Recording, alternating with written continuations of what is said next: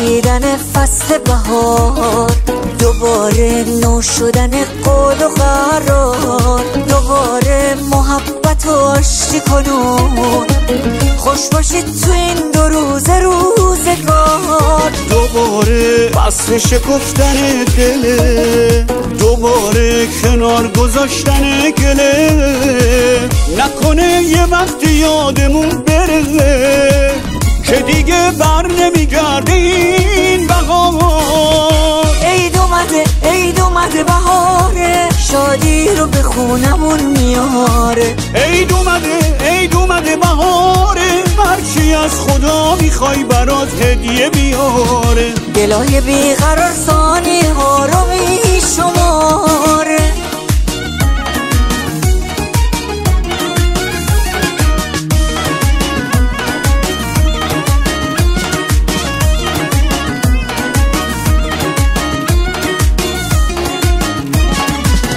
بیا تا دعا کنیم دل خوشی از راه برسه، دلامونو وا کنیم که این روزا مقدسه. هر کی آرزو داره به آرزوشم برسه، لحظه غارو بشمریم سال نو از راه برسه. بچینیم سفره 7 سین بشینیم کنار هم، از خدای مهربون شادی بخوایم برای غم. عید اومده عید اومده بهاره، شادی رو به خونمون میاره.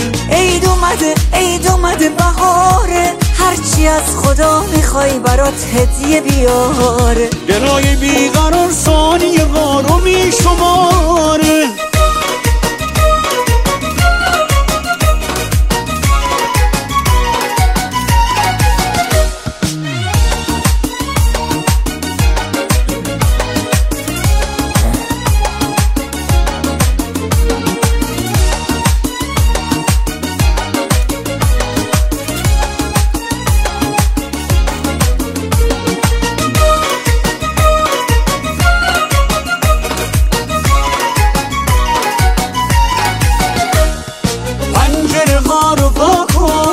بیار بخونه تا که قناری عشق بخونه عاشقونه. غم‌ها رو رها کن به فردا نگاه کن، عشق و صدا کن عشق و صدا کن. پنجره ها رو وا کن تا که به تاب خورشید تا بزنه جوونه گناه سرخ امید. غم‌ها رو رها کن به فردا